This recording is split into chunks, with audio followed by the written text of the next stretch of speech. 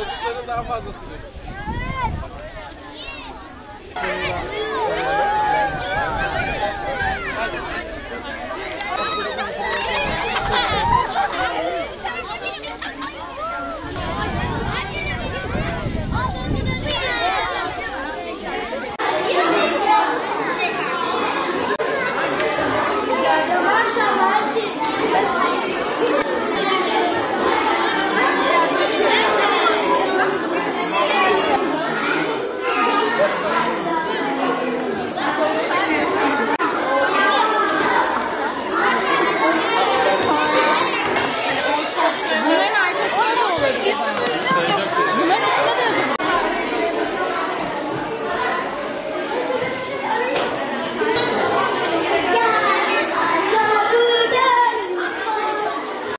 Çocuklar acele etmeyin.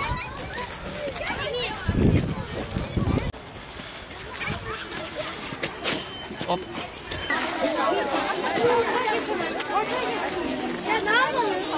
Merhaba, ben Surur Çelebi, Yetim Vakfı Genel Merkez Teşkilatlanma Direktörü.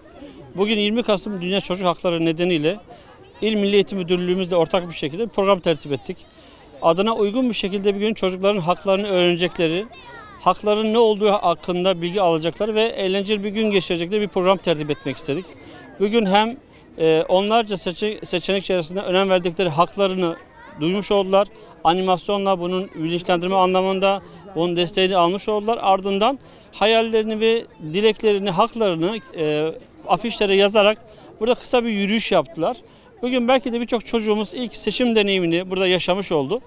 Kendi haklarını ve gönül dünyaları ne olduğu ile ilgili bugün biz de bilgi sahibi olduk. Yüzlerindeki tebessüm ve tercihlerdeki doğru tercihler hakikaten bizi şaşırttı. Bugünkü yapılan oylamada eğitim hakkını öncelemeleri bizi de çok şaşırttı. Diliyoruz ki dünyadaki bütün çocukların bütün haklara ulaşabildikleri, özgürce oynayabildikleri ve özgürce yaşayabildikleri bir dünya temenni ediyoruz.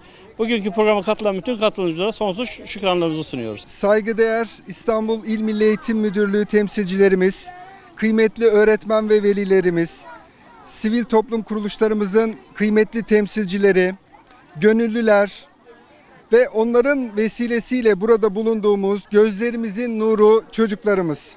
Hepiniz hoş geldiniz, şeref verdiniz. Bugün 20 Kasım Çocuk Hakları Günü.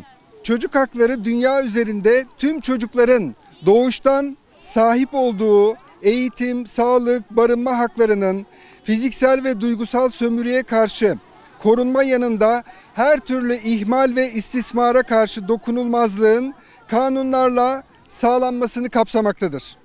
Ne var ki çocukların çoğu bu tabii haklardan ve onlar adına temenni ettiğimiz güzel hayattan maalesef nasiplenemiyorlar.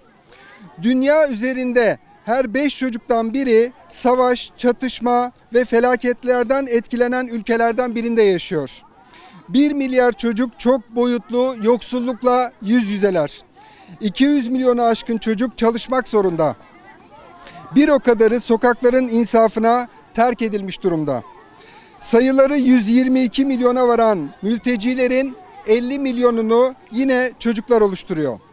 Ortalama 1 milyar yetim, öksüz, sosyal yetimle aynı gök kubbeyi paylaşıyoruz.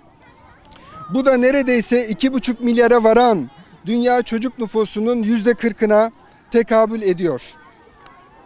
Kıymetli misafirler, bugün dünya üzerinde siyasi, ekonomik ve sosyal gelişmelere baktığımızda dünyanın insanlık için arzu ettiğimiz iyilik ikliminin bir hayli uzağında olduğunu üzüntüyle görüyoruz.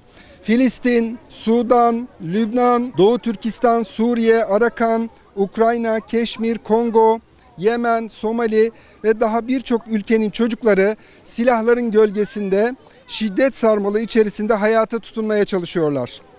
77 yılı aşkın süredir İsrail işgal ve vandallıklarına muhatap olan Filistin, malumunuz olduğu üzere 2 yılı aşkın bir süredir tarihin gördüğü en ağır soykırım ve apartheid uygulamalarına maruz bırakıldı.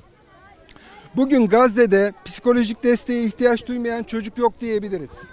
Hatta buna yetişkinleri de katabiliriz. Çocuk Hakları Sözleşmesi'yle çocuklara vaat edilen ne varsa işgalci organizasyonun postalları altında ezilmekte.